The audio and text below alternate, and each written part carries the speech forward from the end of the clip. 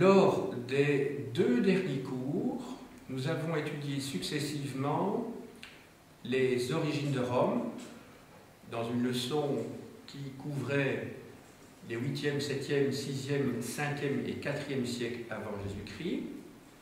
Ensuite, nous avons étudié la période des grandes conquêtes de Rome, qui s'étend du 3e au 1er siècle avant notre ère. Nous allons aborder maintenant une époque que conventionnellement on appelle le Haut Empire et qui s'étend de 27 avant Jésus-Christ jusqu'au début du 3e siècle de notre ère. Pour la date finale, les dates changent en fonction des auteurs. Certains s'arrêtent juste avant le début de la dynastie des Sévères, en 193, et d'autres s'arrêtent en 235, à la fin de la dynastie des Sévères. Jadis, la notion de Haut Empire avait une connotation positive, puisqu'elle s'opposait à la notion de Bas Empire, liée au concept de décadence, idée sur laquelle on est revenu maintenant depuis plusieurs dizaines d'années, puisque pour le Bas Empire, notion qui remontait au XVIIIe siècle, le siècle des Lumières, le siècle du progrès, puisque cette notion de Bas Empire a été remplacée par une autre, celle d'Antiquité tardive, qui est une notion purement chronologique qui n'a pas de contenu, je dirais, d'ordre philosophique. La période que je vais considérer aujourd'hui s'étend donc grosso modo sur les 1er et 2e siècles de notre ère. Vous vous souvenez peut-être que le dernier cours s'était arrêté à la fin de la guerre civile qui avait opposé Marc-Antoine et Octave. En 31 avant Jésus-Christ, lorsque le premier avait été défait par le second à la bataille d'Actium, au large de la Grèce. Se met en place un régime que l'on appelle le Principat, et non pas l'Empire comme ce concept est utilisé habituellement. En effet, les Romains n'ont jamais parlé d'empire pour l'époque d'Auguste et pour l'époque qui va suivre. La notion d'imperium est une notion qui signifie tout simplement le commandement d'une armée ou le commandement lié à un territoire. Mais à l'époque d'Auguste, on parle effectivement de princeps. Alors, le princeps, c'est celui qui vote en premier lieu au Sénat. Alors je dirais tout simplement, mais pas aussi simplement qu'on pourrait le croire, comme je vais l'expliquer tout à l'heure. Alors, d'où vient cette idée d'un pouvoir qui se trouve entre les mains d'un seul? Eh bien, cette idée, en fait, vient de l'Orient hellénistique.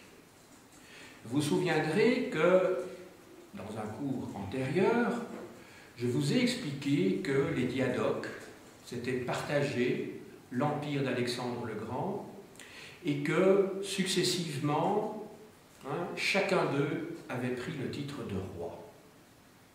Et que ce titre de roi, à l'origine, était lié à un peuple, à une fonction guerrière, mais pas à un territoire. Et c'est dans un deuxième temps que la notion de roi a été liée à un territoire donné. Le premier qui s'était donné le titre de roi étant Ptolémée, le roi d'Égypte, le premier pharaon grec. Eh bien, Auguste va reprendre cette idée de royauté de type hellénistique. Le territoire auquel sa destinée va être dorénavant attachée est immense. Je veux bien vous le remontrer très rapidement sur la grande carte murale, puisqu'il s'agit d'une carte de l'Empire romain. Cette carte que vous connaissez bien maintenant, puisque je m'y réfère fréquemment. L'Empire d'Auguste est en fait un territoire qui va du Portugal jusqu'à la Turquie actuelle, je dis bien, et du sud de l'Égypte jusqu'aux Pays-Bas. Hein? Il y a presque tous les territoires qui se trouvent ici sur la carte ont été conquis avant Auguste. Il y a quelques territoires qui le seront par la suite, ceux que vous voyez en couleur saumon, hein, par exemple la Thrace, ici, la Dacie, ça correspond en gros à la Roumanie, à l'époque de Trajan. L'événement est relaté d'ailleurs sur la fameuse colonne Trajane qui se trouve à Rome. Vous avez sur cette colonne, sous la forme presque d'une bande dessinée, tout le combat des Romains contre les Daces. Vous avez également, toujours couleur un peu saumon ici, la région de la Cappadoce. Voilà. Et encore plus tard, non, plus ou moins à la même époque d'ailleurs, hein, à l'époque de Claude, la Bretagne va être conquise. À l'époque d'Adrien, ça s'est fait en deux parties. Vous voyez, 83 après Jésus-Christ. Donc là, c'est à l'époque des Flaviens, et là, en 120 après Jésus-Christ. Donc là, à l'époque des Orthodones, cette région essentielle va être conquise, puisqu'il s'agit de la région entre le Rhin et entre le Danube, et cette région qui était, je dirais, le défaut de la cuirasse, puisque les frontières naturelles de l'Empire romain sont dorénavant le Rhin, les mers, bien entendu, et le Danube.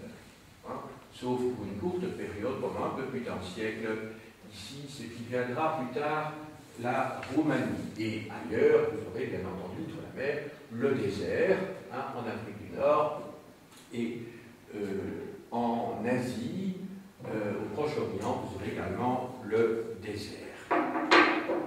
Voilà. Alors Auguste, donc,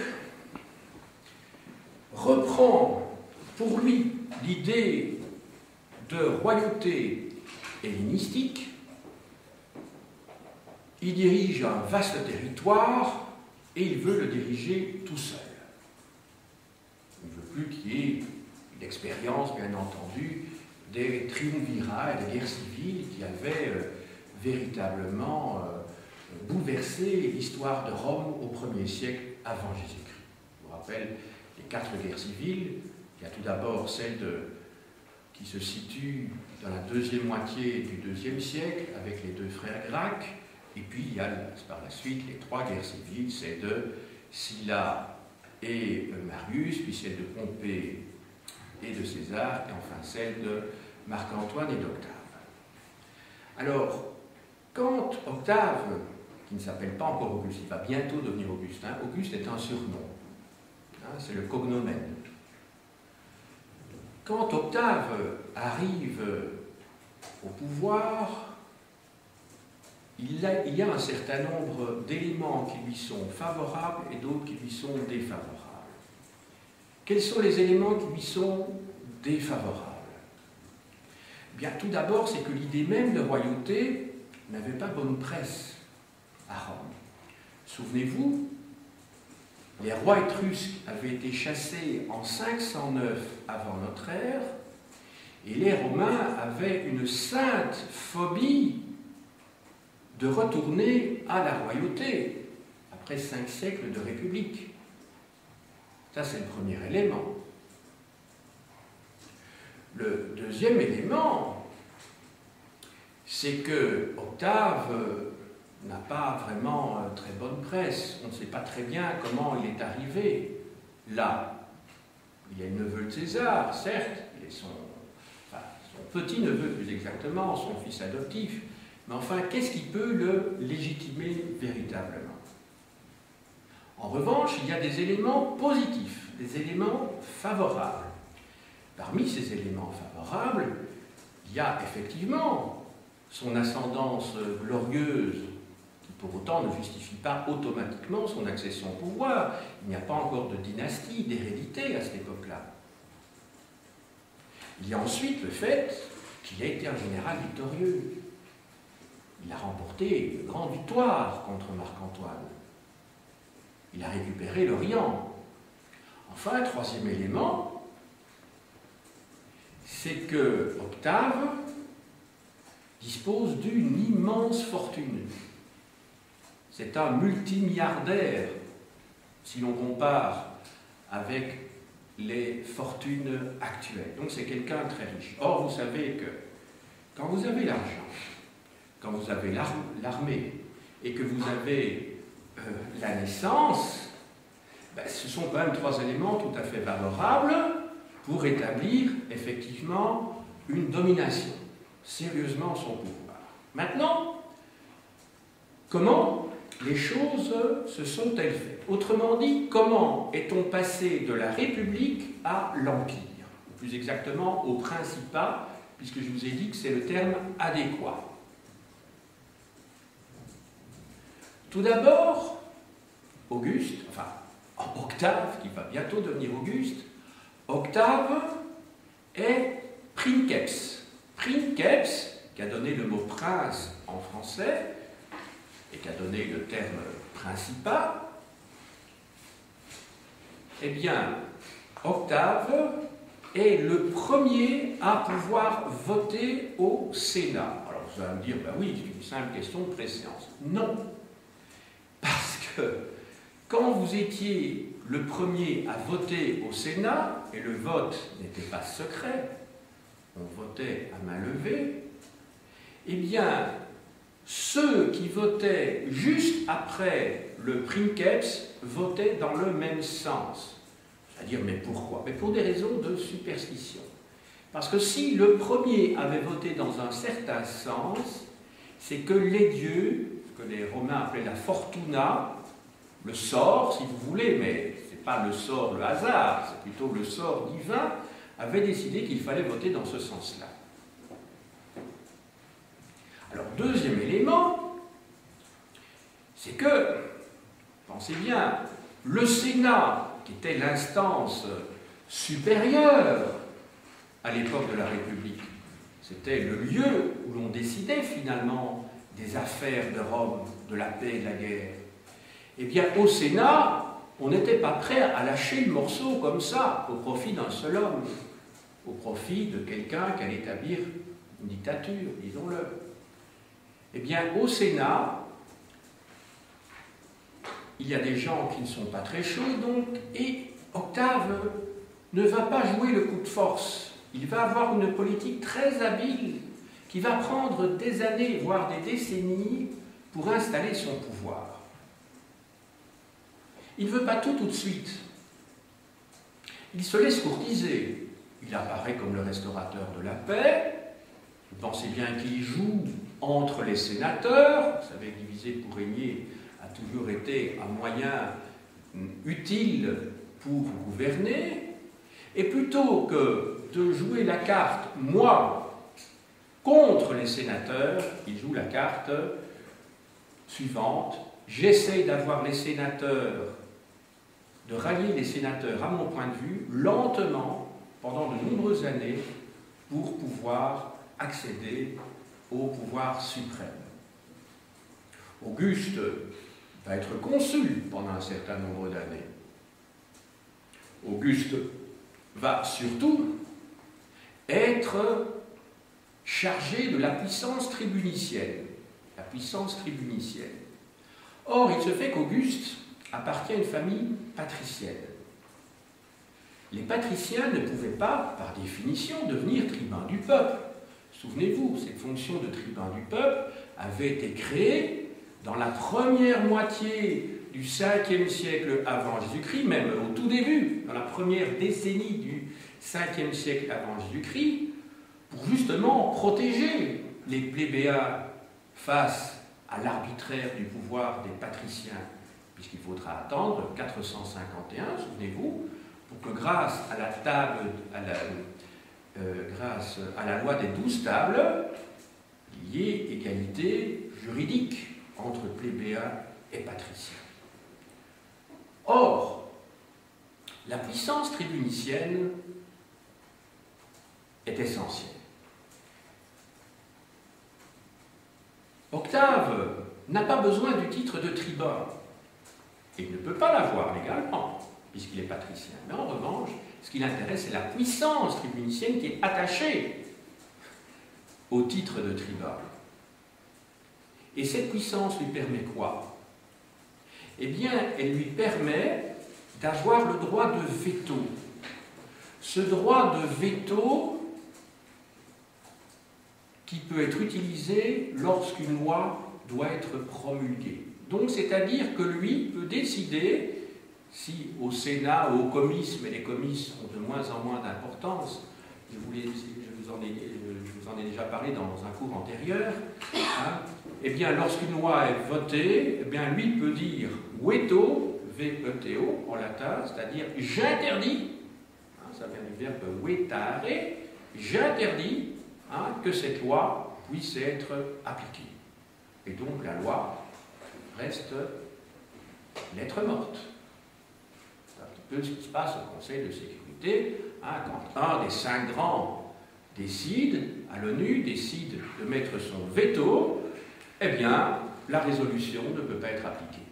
Vous connaissez cette règle dont on parle souvent, en particulier maintenant pour l'Iran. Vous savez que les Russes et les Chinois sont non pas pro-iraniens, mais ils continuent à jouer hein, un jeu géostratégique face aux Occidentaux dans cette région-là du monde. Hein. Voilà.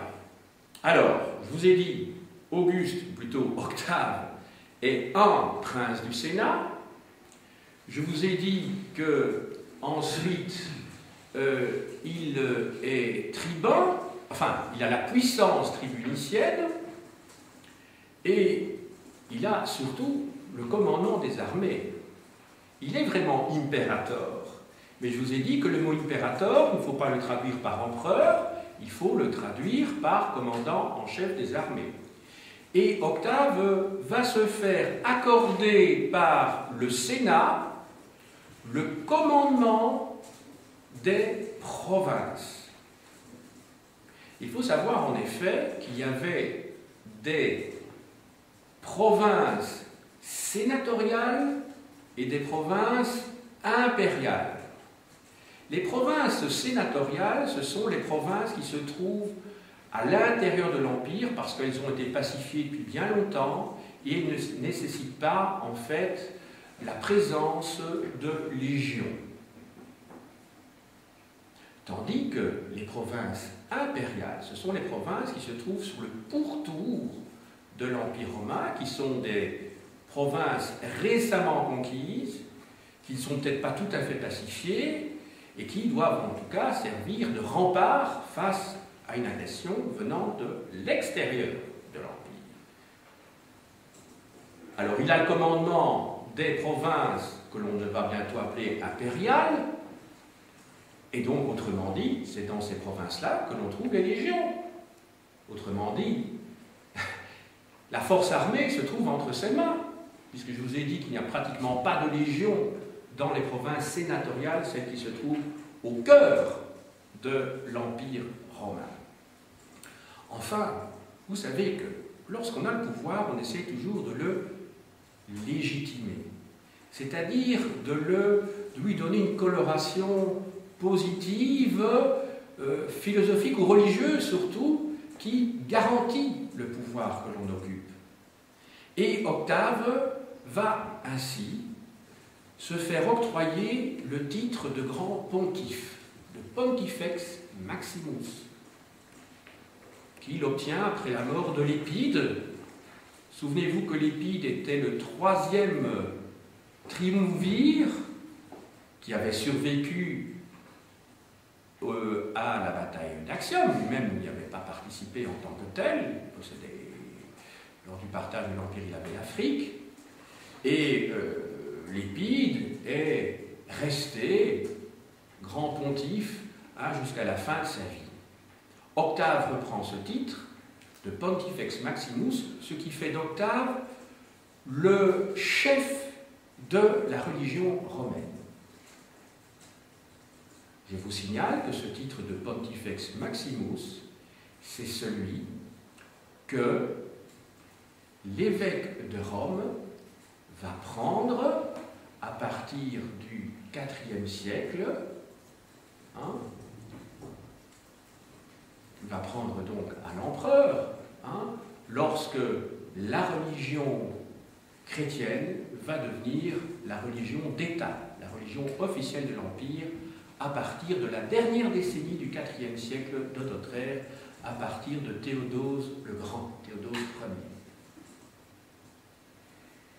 D'ailleurs, si vous allez à Rome, vous allez voir que sur toute une série de monuments qui datent du XVIe siècle, du XVIIe siècle, du XVIIIe siècle, par exemple la fontaine de Trévi, tout simplement, si vous regardez la façade de Saint-Pierre de Rome, eh bien vous allez voir qu'il est question de Pont Max, Pontifex Maximus. Mais là, on parle du pape, on ne parle pas de l'empereur. Tandis que jusqu'au IIIe, IVe siècle, IVe siècle de notre ère, quand on parlait du grand pontife, du Pontifex Maximus, on parlait de l'empereur. Donc il ne faut pas évidemment faire d'anachronisme. Voilà. Alors maintenant, après avoir vu comment Octave a accédé au pouvoir, on a vu de manière assez rusée, de manière assez habile, il n'a pas cherché le coup de force face aux institutions républicaines, il s'est plutôt inséré, il a chaussé, je dirais, les souliers républicains pour mieux asseoir son pouvoir. On va voir maintenant ce qu'il en a fait de ce pouvoir. Eh bien, tout d'abord, quand vous êtes au pouvoir, il faut évidemment avoir des alliés. Il ne suffit pas d'avoir des titres et d'avoir une constitution qui garantit la fonction que vous exercez. Il faut avoir des alliés. Les alliés, on les trouve où?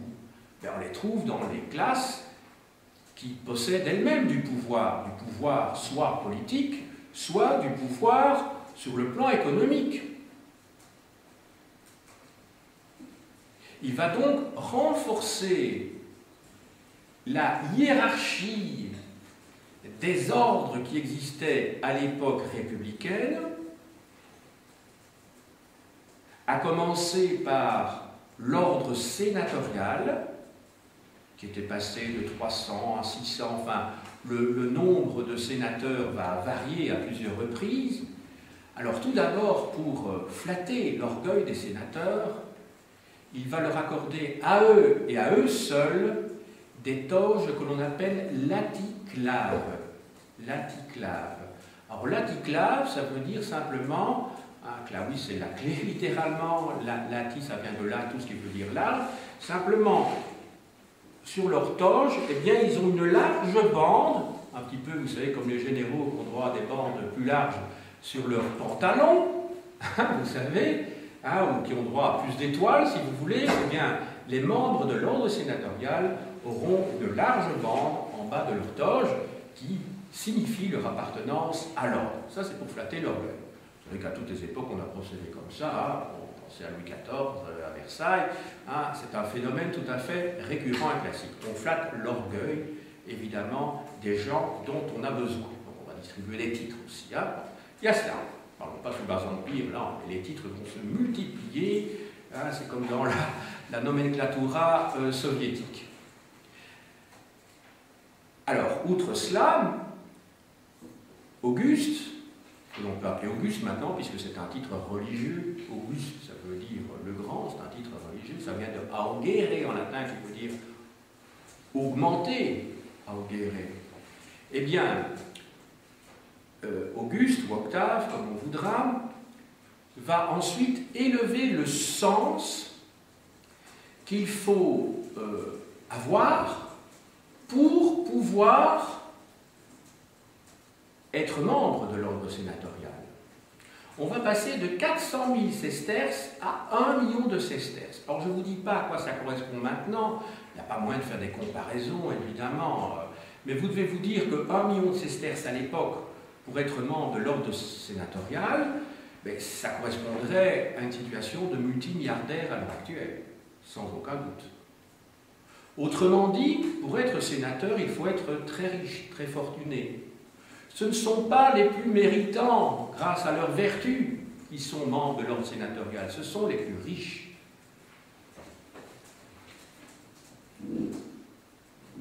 Mais tout cela étant dit, vous devez vous dire que le dernier mot appartient quand même à Auguste. Le Sénat garde théoriquement les attributions qu'il avait à l'époque républicaine, mais dans les faits, c'est Auguste qui tire les ficelles. Quant à l'ordre équestre maintenant, vous vous souvenez de cet ordre équestre qui était apparu au début du IIe siècle avant Jésus-Christ. Le mot équestre vient du mot equus, qui veut dire cheval. Je vous avais expliqué ça lors d'un cours antérieur. Et l'ordre équestre, en fait, c'était cette nouvelle classe qui apparaît de parvenus, de gens riches, qui apparaissent au moment des conquêtes, en particulier au IIe siècle avant Jésus-Christ. Je vous en ai parlé lors du dernier cours, lorsque nous avons étudié ensemble un texte de Cicéron relatif à l'impérialisme dans la province d'Asie en 66 avant Jésus-Christ. Je vous avais dit que Cicéron et Pompée sont tous les deux membres de l'ordre équestre, ils ne sont pas membres de la classe sénatoriale, et je vous avais expliqué dans ce texte que Cicéron, qui est lui-même un financier, et pas seulement un avocat et un grand orateur, et un grand politique, eh bien, défend les intérêts de Pompée, qui lui-même possède des grands intérêts financiers en Asie, comme lui-même, pour lancer une expédition en Asie pour défendre les intérêts de la classe dirigeante, quitte à envoyer à la boucherie des tas de pauvres légionnaires qui, eux, appartiennent aux classes inférieures, aux classes populaires, à la plèbe. On connaît ce scénario, je ne vais pas revenir, j'en ai parlé suffisamment il y a 15 jours. Alors, les membres de l'ordre équestre, eux, vont de plus en plus servir de vivier à la haute administration. Alors, vous voyez, Auguste est assez malin. Il ne va pas donner tous les emplois de décision, évidemment, aux sénateurs. Justement, les sénateurs, il faut s'en méfier, il faut les neutraliser. C'est un petit peu ce que Louis XIV va faire au XVIIe siècle. Louis XIV, vous savez, il va neutraliser la haute noblesse. On parle souvent de domestication de la haute noblesse par la création du château de Versailles, ce qui permettait d'éloigner la haute noblesse des provinces, où ils auraient pu, le cas échéant, susciter des troubles, comme lors de la période de la Fronde, au milieu du XVIIe siècle. Eh bien, Auguste procède de la même manière. Il peut craindre les sénateurs. Et donc, c'est à ces hommes nouveaux, qui lui devront tout, ou beaucoup en tout cas, qu'il va confier des responsabilités d'État. Louis XIV va faire la même chose avec des gens comme Fouquet, Colbert, qui n'étaient pas des nobles. Vous vous souvenez, non, des petits nobles en tout cas. Ce n'étaient pas des gens importants, ce n'étaient pas des comtes, des ducs, des pairs du royaume en tout cas. Et pour bien distinguer les sénateurs des chevaliers, des membres de l'ordre équestre, eh bien là, ils ont une petite bande en bas de leur toge, ce que l'on appelle l'angusticlave. Ça vient de angustus, qui en latin veut dire étroit. Voilà. Voilà donc les classes sociales, plutôt même les ordres ici, sur lesquels Auguste va devoir se reposer pour gouverner. Maintenant, qu'a-t-il fait, lui, concrètement, pendant son règne? Tout d'abord, Rome va être embellie. Il y a un proverbe qui dit que lorsque Auguste est arrivé à Rome, tout était en bois, tout était en briques, et lorsqu'il est mort, tout était en marbre. Évidemment, c'est simplifier beaucoup les choses, mais c'est une manière, évidemment, de faire passer l'idée que Auguste était un grand constructeur. Vous savez, de nouveau, hein, il n'y a rien de nouveau sous le soleil. Louis XIV a fait la même chose. Hein, et pensez à tous ces présidents de la République française, sous la Ve République, qui veulent associer leur nom à un monument ou à un site. Hein, François Mitterrand, c'était la pyramide du Louvre. Georges Pompidou, c'était le centre Georges Pompidou. Il y a toujours, comment dirais-je, un lieu qui doit symboliser son passage sur Terre, si je puis dire, à un moment donné. Rome, il faut évidemment la surveiller. Parce que Rome, tenez-vous bien, au 1er siècle de notre ère, va comprendre 1 million d'habitants. 1 million, c'est quelque chose, je vous l'ai déjà dit dans un cours antérieur, quelque chose de gigantesque. Pour l'époque, c'est une mégalopole, comme Sao Paulo, comme Calcutta, comme Mumbai à l'heure actuelle, qui font près de 20 millions d'habitants, comme le Caire. 1 million d'habitants, dans laquelle on trouve une plèbe nombreuse et surtout dangereuse. Dangereuse parce que, en partie désœuvrée. Et donc il faut contrôler, quadriller le territoire de Rome. C'est ainsi que Rome va être divisée, je crois c'est en une douzaine d'arrondissements, ce qu'on appelle des regiones.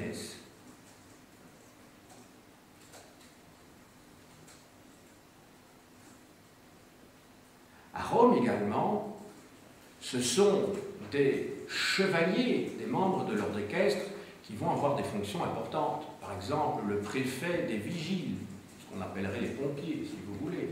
Vous savez que à Rome, on a dit que à la fin du règne d'Auguste, tout était en marbre, entendons-nous bien, les demeures, les palais, les demeures des gens riches. Pensez bien que les petits gens, ils avaient des demeures encore en bois ou en briques, mais avec des matériaux hautement inflammables. Hein? Vous devez vous dire qu'à l'époque, il y a déjà des immeubles avec 6 ou 7 étages. Hein? Ce n'est pas une invention du XXe siècle. Comme les rues étaient très étroites, le feu se transmettait d'un côté de la rue à l'autre très très rapidement. Je pense en particulier au grand incendie de Rome de 64 de notre ère à l'époque de Néron, a lui-même accusé les chrétiens d'être à l'origine de cet incendie. Une grande partie de Rome a été détruite à ce moment-là. À côté du préfet des vigiles, il y a aussi le préfet de l'Annone. Annone, annona en latin, ça veut dire le blé. Autrement dit, il faut nourrir cette plèbe. Parce que beaucoup d'entre eux sont désœuvrés. Or, le blé vient d'où? Il vient de l'Empire. Et donc, il faut toute une administration, une sorte d'immense CPAS, pour pouvoir nourrir la plèbe de Rome. Et le chef de la flotte qui apporte tout ce blé de l'Empire est également membre de l'ordre équestre. Le préfet du prétoire, qui va avoir de l'importance après Auguste, surtout au 1er siècle, alors c'est en fait le chef de la garde personnelle de l'empereur, la garde prétorienne. C'est également un membre de l'ordre équestre. Et enfin, vous allez avoir aussi, mais là c'est en dehors de Rome, des fonctions assumées par les chevaliers dans les provinces, en particulier le préfet de la province d'Égypte, qui est la propriété personnelle de l'empereur. Là, ce n'est pas une province impériale, c'est la propriété personnelle de l'empereur, est un chevalier. Et il y a un certain nombre de chevaliers qui dirigent des provinces. Pensez à Ponce Pilate.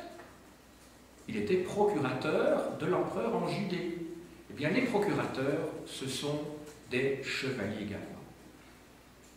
Il faut savoir qu'à l'origine, pendant bien longtemps, et même à cette époque-ci encore, les provinces sont normalement dirigées par des anciens magistrats, et pas par des hauts fonctionnaires. C'est le cas des procurateurs, ce sont des hauts fonctionnaires. Normalement, pour être à la tête d'une province, il faut avoir été consul, on appelle ça des provinces proconsulaires, il faut avoir été prêteur, il faut avoir eu des fonctions importantes. C'est en général des anciens consuls, mais pas seulement. Hein. Et ces magistratures-là permettaient d'accéder au Sénat, puisque pour être sénateur, il fallait être un ancien magistrat. Alors, quelles sont les grandes fonctions dans l'Empire romain, déjà à l'époque de la République, vous savez, mais à l'époque de la République, et c'était repris à l'époque d'Auguste, enfin, elles ont été perpétuées. Vous commenciez par être édile. Et le mot édile, hein, on le retrouve encore dans notre langage, et ça vaut peut-être la peine de l'expliquer à vos élèves dans les classes. Quand on parle des édiles communaux, on entend souvent ce mot-là. C'est pour désigner qui? Pour désigner les échevins dans une commune. On dit les édiles. Eh bien, c'est un mot qui vient de Rome. Puis après cela, on était questeur. Questeur, ça veut dire percepteur d'impôts. Mais je ne parle pas des publicains ici, ceux qui vérifient les comptes. Et puis, au-dessus, vous étiez prêteur. J'ai parlé des prêteurs il y a 15 jours, lorsque je vous ai dit que Cicéron était prêteur en 66 avant notre ère. Hein? Je vous ai dit que les prêteurs avaient pour fonction essentiellement d'éditer des règles de droit qui étaient valables pendant la durée de leur mandat, pendant un an. Au-dessus, il y avait les consuls, mais il n'y en avait que 2. Hein? Alors pourquoi 2? À l'époque impériale, ça n'a plus d'importance du tout, hein, parce qu'ils n'ont plus aucun rôle, si vous voulez. Mais à l'époque républicaine, hein, les consuls, c'était les vrais co-présidents de la République. Pourquoi 2? Justement pour éviter qu'il y en ait un de deux qui prenne le pouvoir tout seul. Souvenez-vous de ce que je vous ai expliqué, quand on a étudié la monarchie à Sparte, il y avait 2 familles royales parallèles, 2 dynasties parallèles. Donc, il y en avait toujours. Ils se surveillaient entre eux. C'était pour éviter la dictature. Et au-dessus des consuls, il y avait les censeurs. Alors les censeurs, ils avaient un rôle important, c'était eux qui étaient chargés de dresser l'album du Sénat, c'est-à-dire la liste des sénateurs.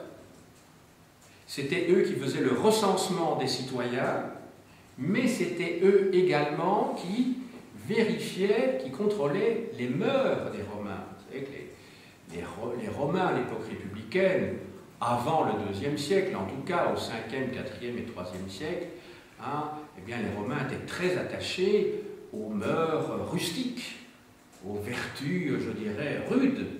Hein. C'est bien pour ça que Caton l'Ancien s'est opposé justement à l'amollissement des Romains résultant des conquêtes des royaumes hellénistiques, parce qu'il considérait que les Grecs étaient des gens efféminés, hein, par le luxe en particulier. Voilà. Alors, ça c'est pour Rome. Alors maintenant, il y a l'Italie. Et il y a les provinces. Alors, l'Italie, elle, je dirais, c'est une extension de Rome, pratiquement, au 1er siècle.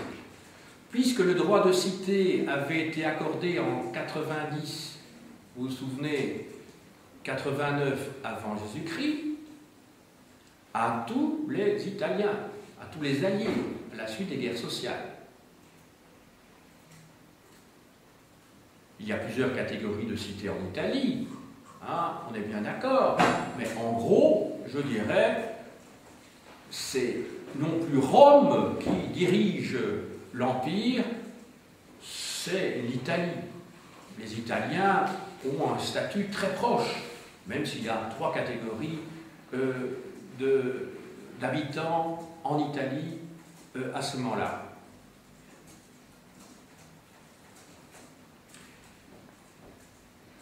Alors maintenant, reste à vous parler de la politique religieuse d'Auguste.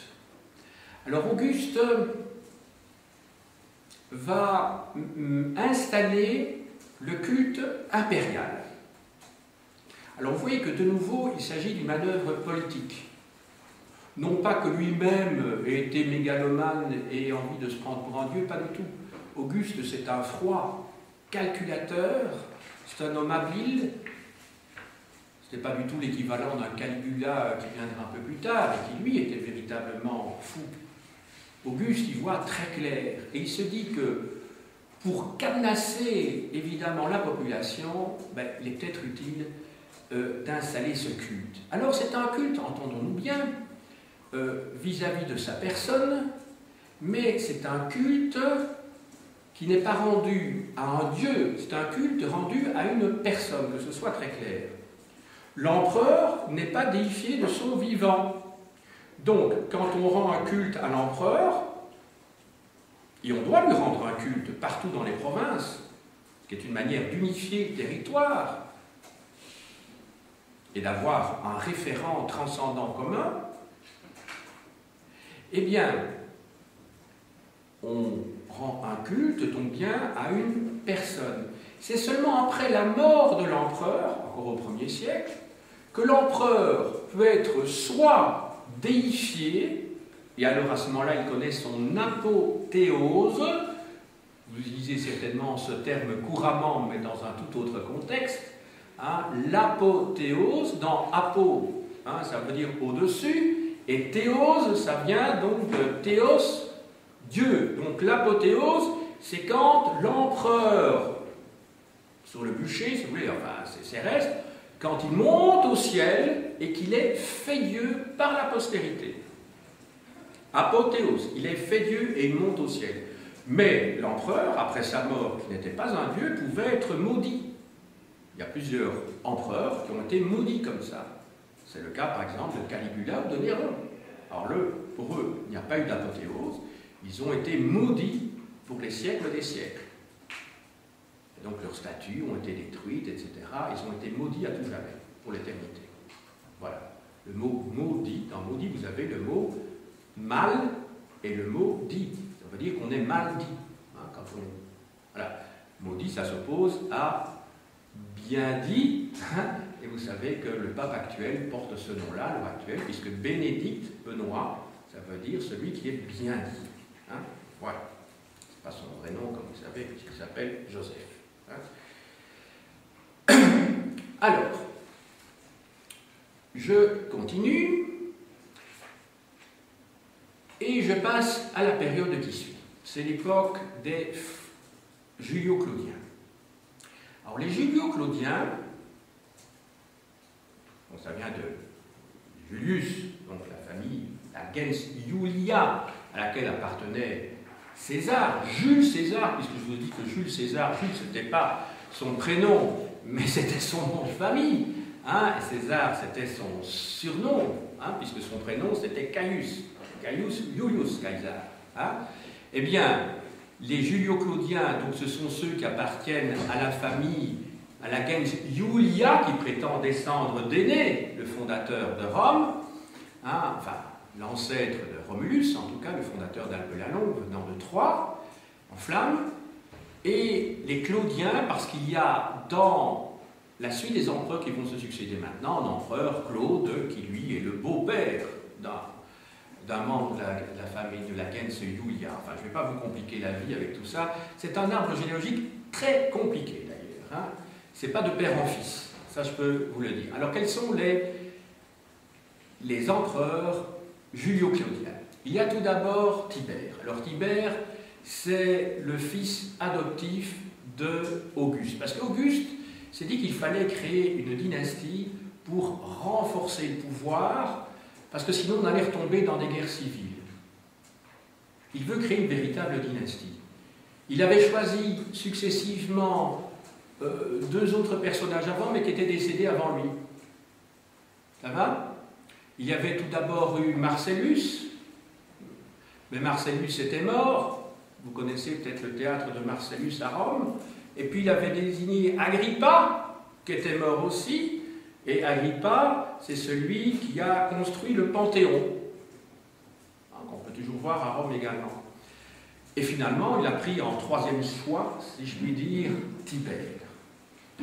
Tibère. Alors, va succéder à Tibère, et puis alors je vais expliquer un petit peu quelle est la politique de tous ces gens-là. Tibère, puis Caligula. Alors Caligula, lui, il va régner pas très très longtemps. C'est un empereur qui est monté sur le trône relativement jeune, qui était fou, hein, puisqu'il a nommé un de ses chevaux consul, Ah, c'est quand même pas un signe de bonne santé mentale, me semble-t-il. Hein, voilà. Et c'est quelqu'un qui était très craint. Alors le mot Caligula lui-même, c'est un surnom. Hein. Caligula, ça veut dire la petite chaussure. Il était appelé comme ça quand il était promené en étant enfant, hein, dans les légions, et on l'appelait Caligula, la petite chaussure, parce qu'il était déjà le prince héritier, si vous voulez, à cette époque-là, Caligula. Alors, lui-même, après sa mort, il va être assassiné. Après sa mort, il y a Claude. Claude, c'est un homme très sage qui va composer avec le Sénat, ce que n'avait pas fait Caligula, qui lui, je vous dis, voulait établir pas seulement un régime autoritaire, mais un régime absolutiste et tyrannique, despotique, ce que ne voulait pas Auguste. Auguste, il voulait une monarchie absolue, sans doute, mais certainement pas despotique. Il faut bien distinguer les deux. Hein. Claude, c'est le mari d'Agrippine. Hein, pour ceux qui ont peut-être lu Racine quand ils étaient plus jeunes ou qui ont été au théâtre, ça doit leur rappeler des souvenirs, Britannicus en particulier. Hein. Et Claude, lui, c'est quelqu'un d'assez sage. Il règne et va lui succéder le fameux Néron. Alors là, Néron, tout le monde le connaît. Alors Néron n'est peut-être pas le personnage aussi noir que l'on a décrit, parce que vous savez qu'une fois qu'un dirigeant meurt, eh bien, toute une légende se construit autour de ce personnage. Alors, il y a la légende noire autour de Néron, de la même manière qu'il y a la légende dorée autour de Kennedy. Alors, on sait bien que Kennedy n'était pas aussi reluisant que ça. Hein. C'est quand même Kennedy qui est à l'origine de la guerre du Vietnam, etc. Hein. Kennedy, bon, il est mort à temps, si je puis dire. Hein. Mais s'il avait continué à gouverner par la suite, hein, on ne sait pas ce qui serait passé. Hein. Mais donc, il y a eu la propagande qui s'est mise en place à l'époque de Kennedy, surtout après sa mort. Ben, de la même manière, il y a eu une propagande anti-Néron qui s'est mise en place après sa mort. Il semblerait que c'était un homme intelligent, hein, qui était assez bon politique, hein, ben, qui effectivement hein, était, comment dirais-je, un petit peu original certainement, et sa légende était certainement noircie par la présence de sa mère Agrippine. Hein. Alors, et surtout, parce que Néron, il ne faut pas l'oublier, a persécuté les chrétiens. Or, comme les chrétiens, à partir de la fin du IVe siècle, vont dominer l'Empire, ben, vous pensez bien que Néron est vraiment la brebis galeuse. Hein. Il est à l'origine de la première persécution en 64. C'est lui qui a affirmé que les chrétiens étaient à l'origine de l'incendie de Rome.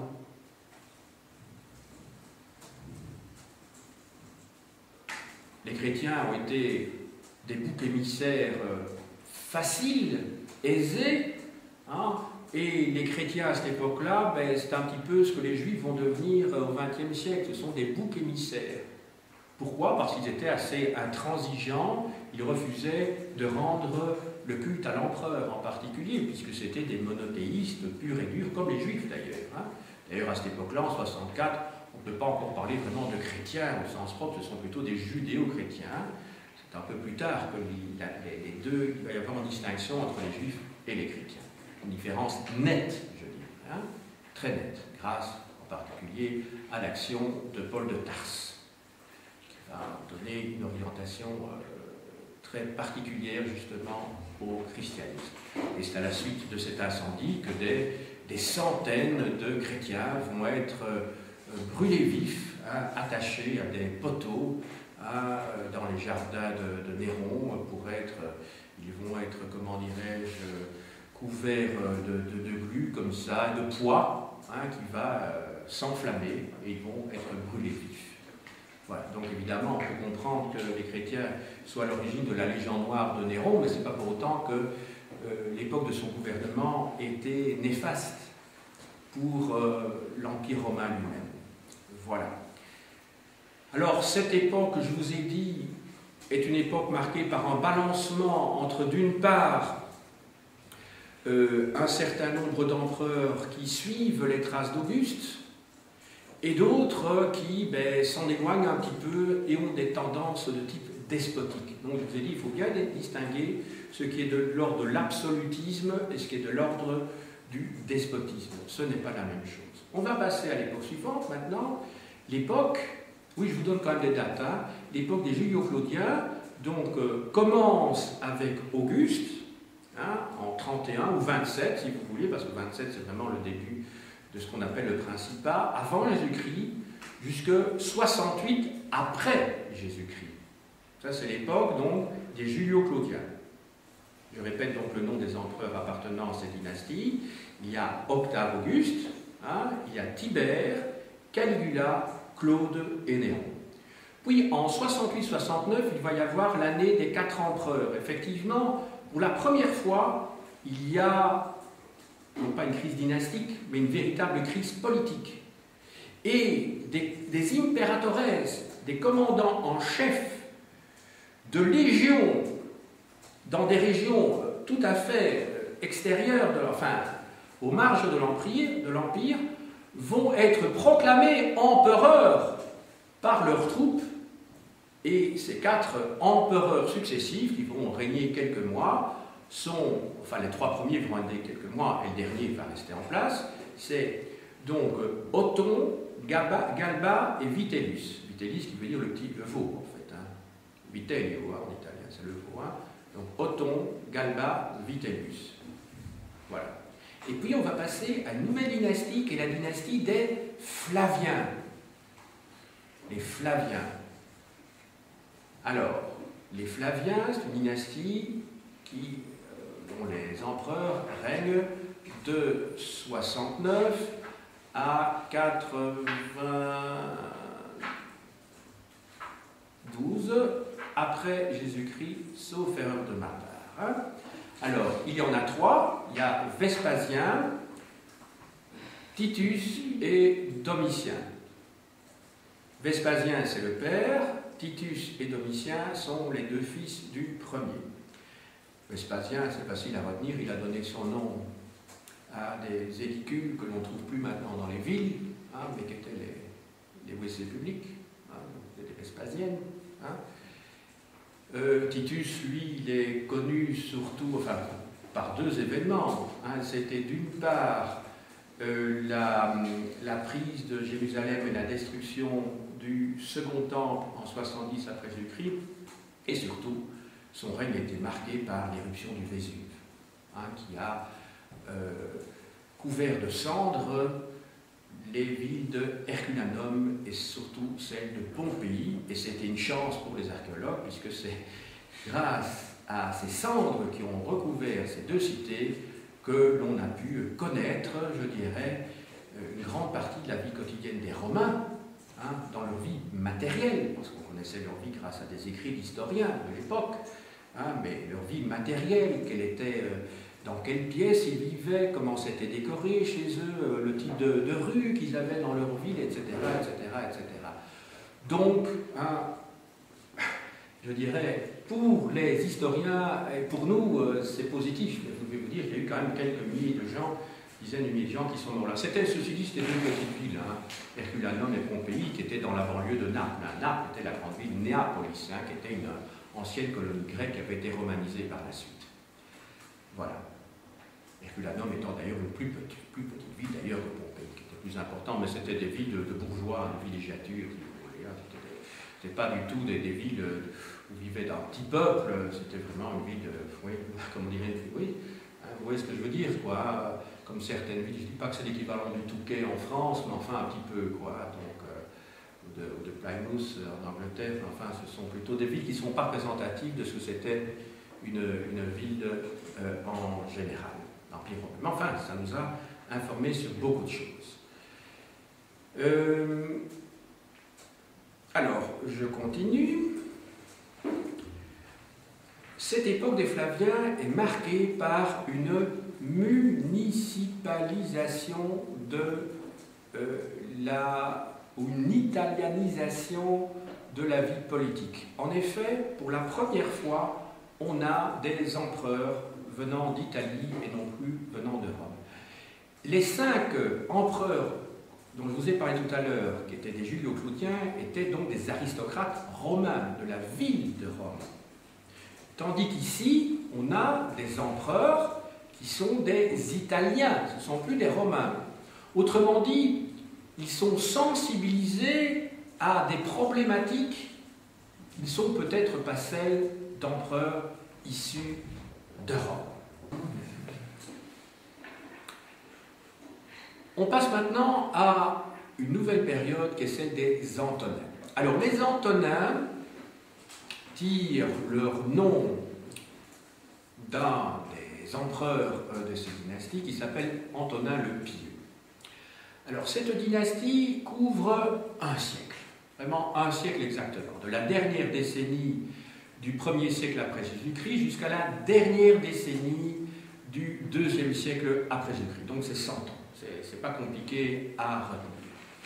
Alors ici, ce n'est plus l'hérédité qui va jouer, comme ça avait été le cas lors de la première dynastie, celle des Julio-Claudiens, de 27 à 68, 27 avant Jésus-Christ à 68 après Jésus-Christ, ou comme à l'époque des Flaviens, entre 69 et donc, je vous avais dit, je crois que c'est 92 pour après Jésus-Christ, pour le début des Antonins. Alors dorénavant, les empereurs qui vont se succéder, ce sont donc des empereurs qui vont chaque fois coopter leurs successeurs. Coopter. Donc ce ne sera pas leur fils, sauf pour le dernier, justement. Il y aura successivement Nerva, qui va régner 2 ans, si mes souvenirs sont bons. Il y aura ensuite Trajan. Ensuite, il y aura Adrien, puis Antonin le Pieux, et enfin Marc Aurèle et Lucius Verus pendant une petite période, puisqu'ils ont co-régné. Puis pendant un certain moment, ce sera Marc Aurèle tout seul. Puis Marc Aurèle va associer à la fin de son règne son fils Commode, avant que Commode ne règne tout seul, avant lui-même d'être assassiné. Voilà. Et puis il y aura une crise dynastique à ce moment-là, dont je vous parlerai avec les Sévères ensuite. Ça va? Alors il y a un certain nombre de ces empereurs que vous connaissez certainement. Trajan, tout à l'heure je vous ai parlé de la colonne Trajane. À Rome, cette grande colonne, au-dessus de laquelle se trouve maintenant une statue de Saint Paul. Mais bon, c'est le fait que les chrétiens ont récupéré des monuments antiques. Et c'est sur cette colonne que vous trouvez comme une bande dessinée toute la guerre des Romains contre les Daces, c'est-à-dire contre les ancêtres des Roumains. Vous connaissez certainement le nom Dacia, qui est le nom d'une marque de voiture roumaine. Dacia, ça vous dit rien? D-A-C-I-A. Voilà, ben ça vient de là. C'était la Dacie. Et alors le comble, évidemment, c'est que les Daces ont été en grande partie, pas exterminés, mais ils ont souffert énormément à l'époque des Romains. Ils ont été battus, ça n'a pas été un génocide, mais enfin, c'était une lutte extrêmement dure à l'époque de Trajan. Eh bien, c'est que les descendants des Daces, qui seulement pendant un siècle et demi ont connu la domination romaine, vont s'appeler par la suite Roumains, c'est-à-dire Romains, c'est-à-dire qu'ils vont prendre le nom de leurs persécuteurs. C'est assez particulier, parce que les Roumains, ce sont rien d'autre que des Romains. Le mot de Roumanie, ça vient du mot Romanie. Les Roumis, d'ailleurs, si vous avez lu Tintin, le Trappe aux Tasses d'Or, vous savez que les Roumis, ce sont les Blancs, même en Afrique du Nord, c'est-à-dire les descendants des Romains, si vous voulez. Ça va? Et très curieusement, les Roumains, comme beaucoup de peuples d'Europe centrale et orientale qui sont assez racistes, ils ont été racistes contre les Juifs, par exemple, comme d'autres, ce n'étaient pas les seuls, mais ils sont également racistes contre les Tziganes. Comment appelle-t-on les Tziganes de ces régions? On les appelle des Roms. Donc ils ont pris également le nom de leurs persécuteurs. Donc les Tziganes ont pris le nom de leurs persécuteurs, les Roumains qui eux-mêmes avaient pris le nom de leurs persécuteurs, les Romains. C'est quand même assez curieux, évidemment. Je dirais que les Juifs ont fait la même chose. Les Ashkénazes et les Séfarades ont pris également le nom de leurs persécuteurs. Puisque Ashkénaze, ça veut dire allemand, en en hébreu, et que c'est séfarade, ça veut dire espagnol. Donc ils ont été chassés des deux côtés. Donc c'est assez curieux, hein, l'identification, c'est un petit peu une sorte de syndrome de Stockholm. Vous avez peut-être déjà entendu parler de ça, de ces gens qui s'identifient à leurs persécuteurs. C'est très curieux comme phénomène. Alors, je reprends ce que je disais avec les Antonins. Donc, sous le plan dynastique, c'est un système d'adoption. Cette période est marquée tout d'abord en Italie par un déclin. Le premier siècle de notre ère avait été l'âge d'or de l'Italie sur le plan économique, certainement. Elle était le cœur de l'Empire. À partir du IIe siècle de notre ère, on assiste à une véritable provincialisation du pouvoir. Les empereurs, dorénavant, ne seront plus seulement romains ou italiens comme au 1er siècle de notre ère, mais vous allez avoir des Espagnols, même des gens venant d'autres régions. Au 3e siècle de notre ère, n'en parlons pas. Hein, vous allez avoir Philippe l'Arabe, par exemple, vous allez avoir des empereurs syriens, des empereurs espagnols, bien sûr, vous allez avoir des empereurs illyriens, hein, c'est-à-dire, on dirait, de l'ex-Yougoslavie. Ça va? Tu t'en tires, Laura? Voilà, donc je disais provincialisation, si c'est le mot que tu cherches. Voilà. Alors, l'Occident, la partie occidentale de l'Empire, est une région qui va connaître un grand boom, si je puis dire, sur le plan économique. Déjà, la Gaule va être très rapidement intégrée, les élites gauloises vont être très rapidement intégrées à Rome. Il a fallu moins d'un siècle pour que les élites gauloises parlent latin. Donc ça s'est fait très très rapidement. La Gaule va être un pôle de croissance dans l'Empire romain.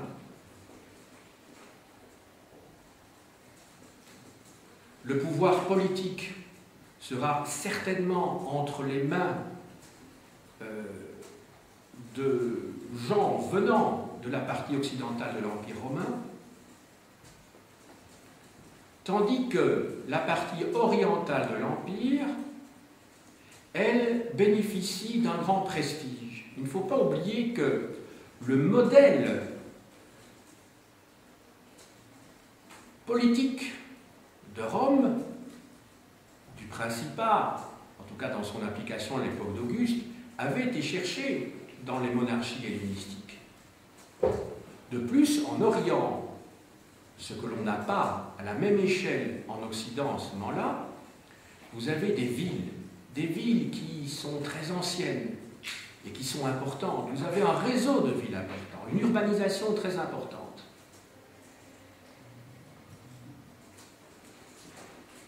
Pour vous donner un point de comparaison, alors que Rome a 1 million d'habitants,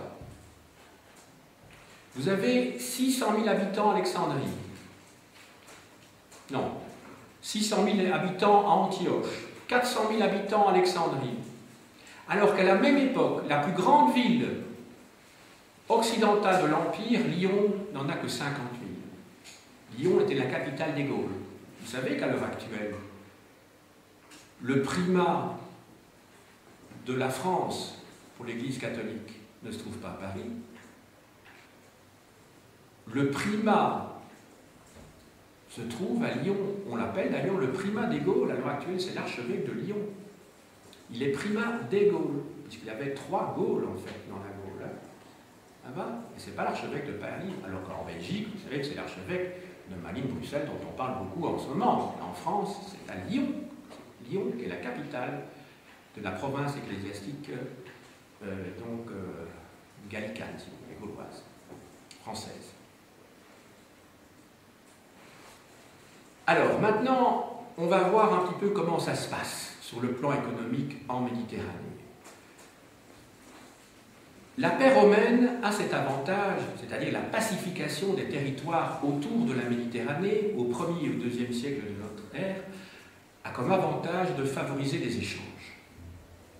La Méditerranée est libre des pirates, vous souvenez de ces pirates qui infestaient la Méditerranée encore au 1er siècle avant Jésus-Christ, raison des expéditions de Pompée, entre autres, contre le roi du pont Mithridate, dont je vous ai parlé il y a 15 jours. La Méditerranée libérée, donc le commerce par voie maritime peut se faire aisément.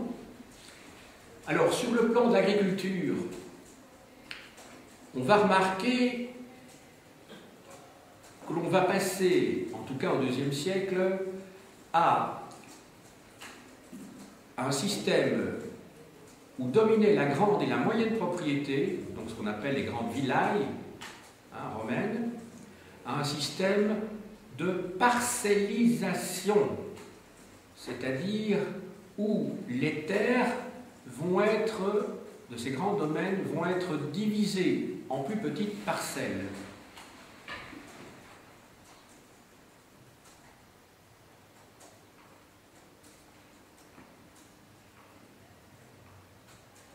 Et progressivement, on va arriver à un système qui se mettra en place sous le Bas Empire, que l'on appelle le système du colonnat. Le système du colonnat, c'est un système dans lequel des paysans, que l'on appelle des colons, se mettent sous la protection d'un patron, un patronus, qui les protège, qui paye également les impôts à l'État, mais auxquels eux-mêmes doivent des redevances. Et cela va annoncer, bien entendu, le système qui se mettra en place au Moyen-Âge. Alors, j'essaye de synthétiser au maximum, vous ne vous rendez pas compte l'effort de synthèse que je fais pour l'instant, puisque je dispose de très peu de temps. On va passer maintenant à la religion. Je vous avais parlé du culte impérial à l'époque d'Auguste. Il y a une véritable révolution spirituelle qui se met en place parallèlement à l'installation de ce culte impérial. C'est la naissance du christianisme, dont je m'étendrai sur le phénomène sur lequel je m'étendrai dans mon cours d'histoire des religions dans 15 jours, 3 semaines.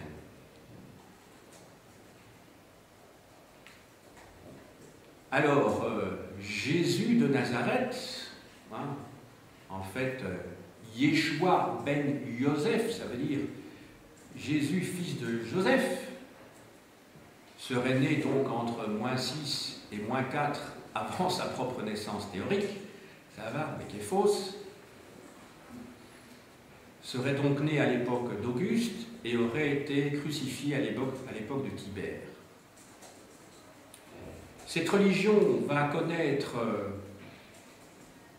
un grand succès,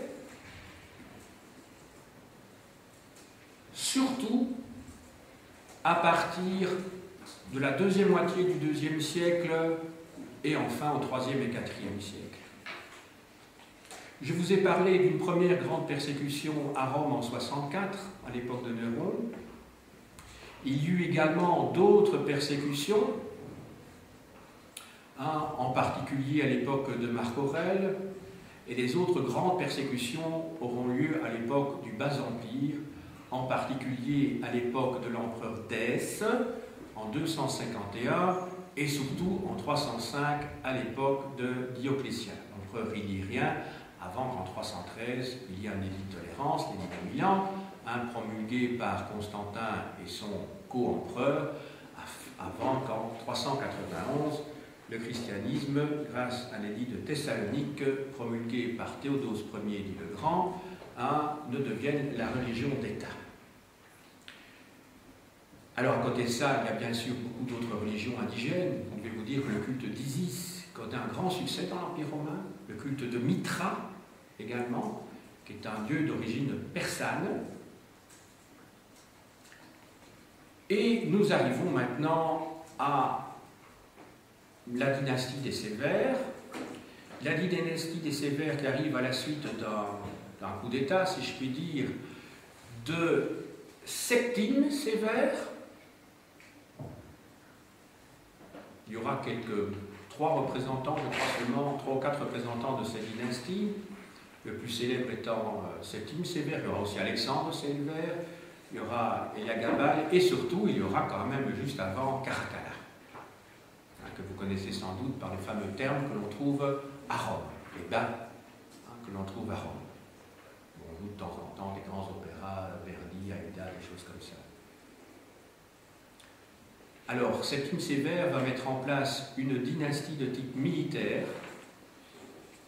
absolue, et héréditaire.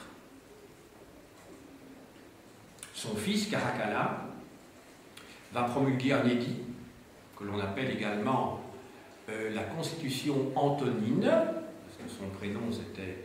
Oui, c'est compliqué, hein. En fait, Caracalla c'était un surnom comme Caligula. Hein. En fait, c'était Bassianus, il était le frère de Geta, qu'il a assassiné pour devenir empereur d'ailleurs. Hein. Mais il avait également dans ses noms Antoninus. C'est pour ça qu'on parle de constitution antonine quand on parle de l'édit de Caracalla, qui date de 212 après Jésus-Christ. Cet édit est important parce qu'il va donner la citoyenneté à l'ensemble des habitants libres de tout l'Empire romain. Donc ça veut dire que tous les habitants de l'Empire romain libres pourront donc exercer le droit de cité, c'est-à-dire le droit de vote. En fait, pratiquement, ils ne pourront l'exercer que dans leur propre cité, bien entendu, autonome, parce qu'on l'exerçait à Rome, vous imaginez bien qu'à cette époque-là, l'Empire romain aurait compris plus ou moins 70 millions d'habitants.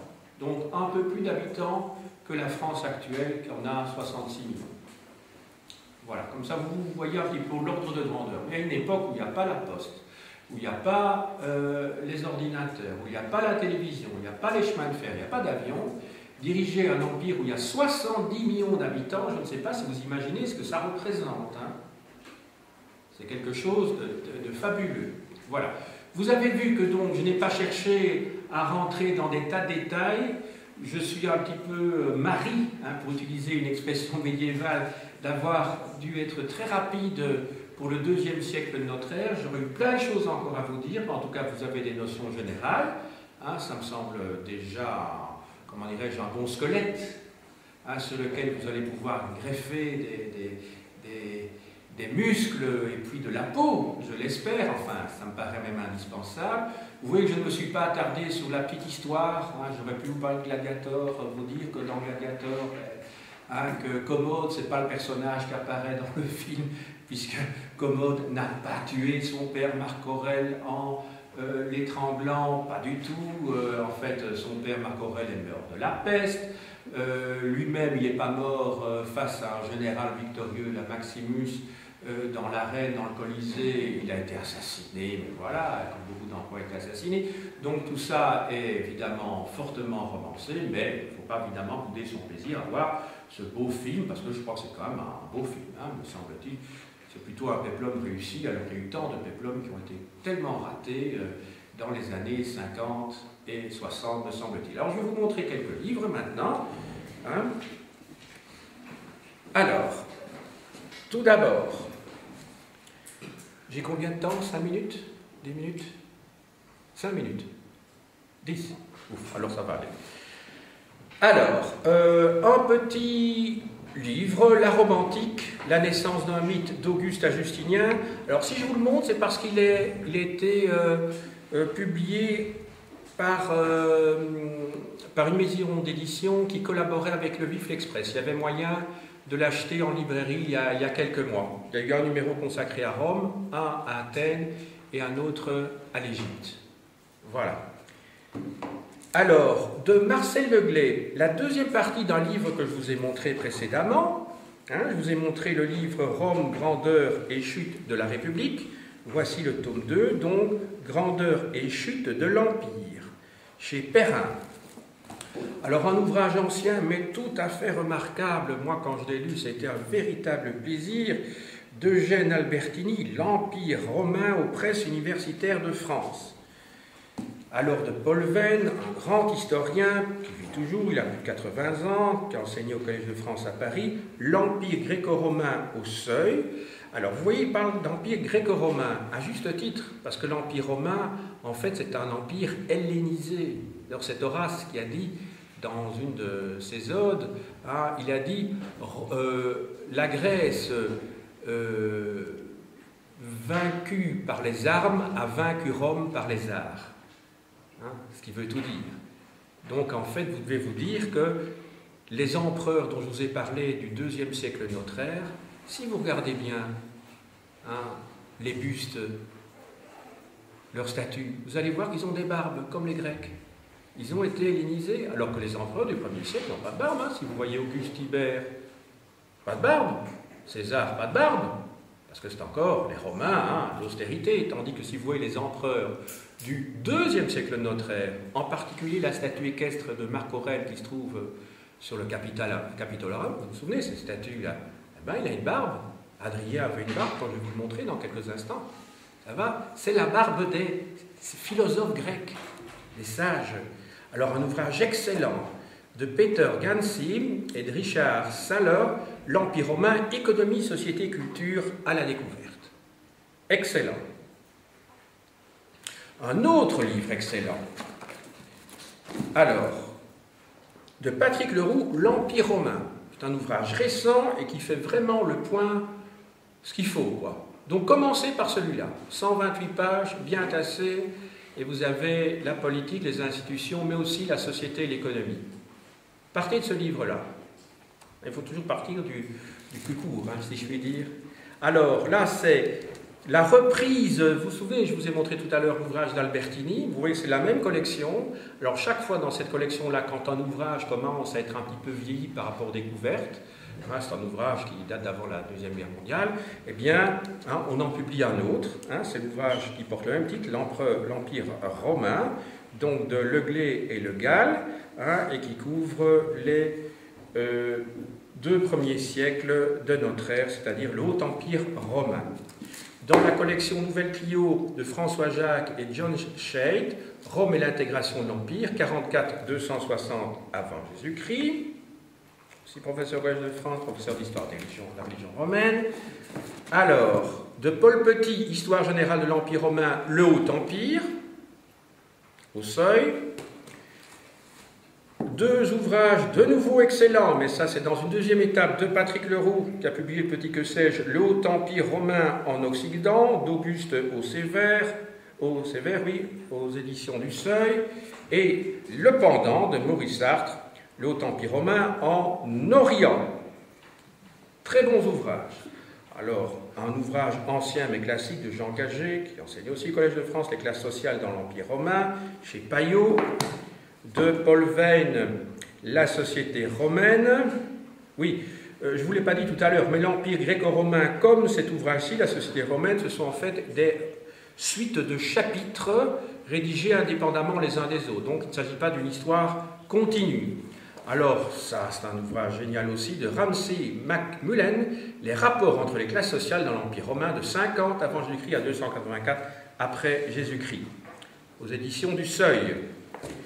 Alors, de Paul Petit, La paix romaine, donc 1er, 2e siècle.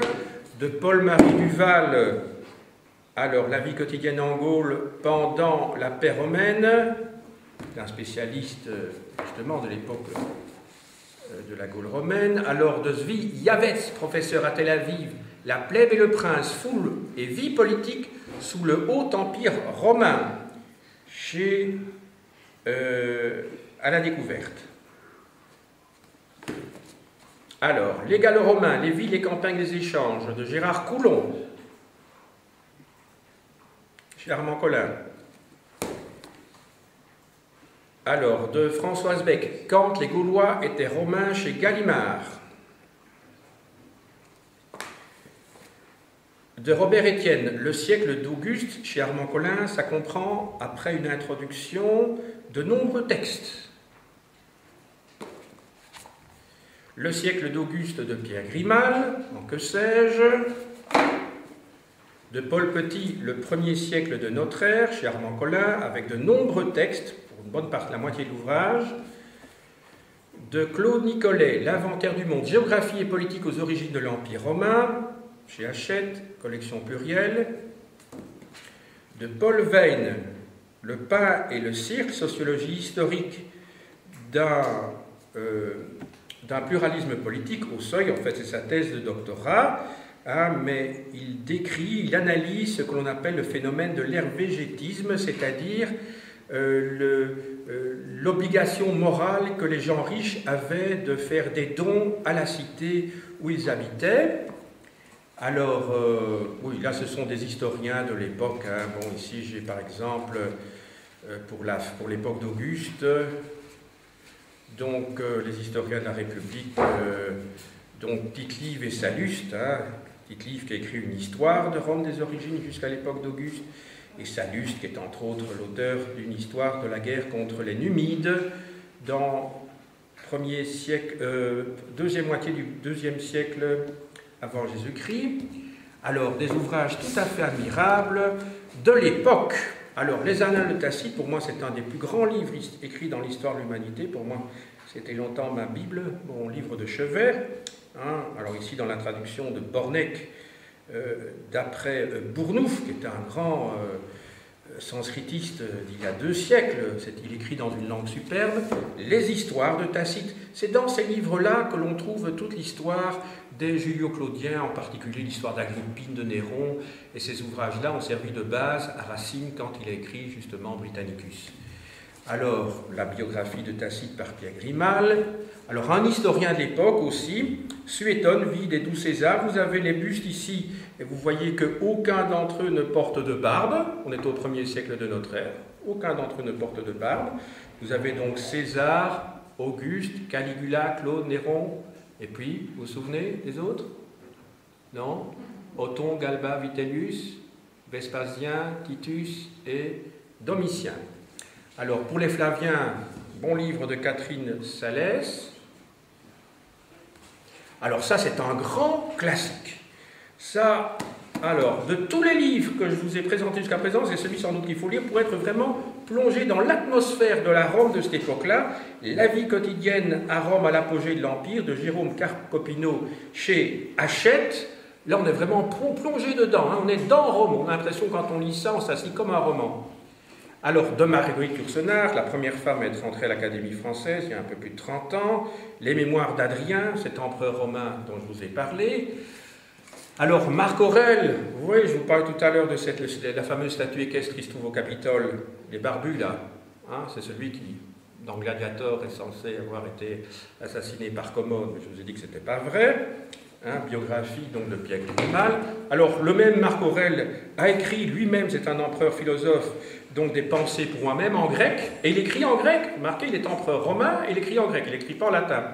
Alors, ici, un numéro spécial des dossiers d'archéologie 2002 consacré à Adrien, vous voyez les barbus, c'est pas comme les empereurs du 1er siècle, l'influence hellénistique, et enfin, pour ceux qui s'intéressent à nos régions, les villes et leurs faubourgs en Gaule romaine, dossier d'archéologie, octobre 98. Voilà, j'ai dit.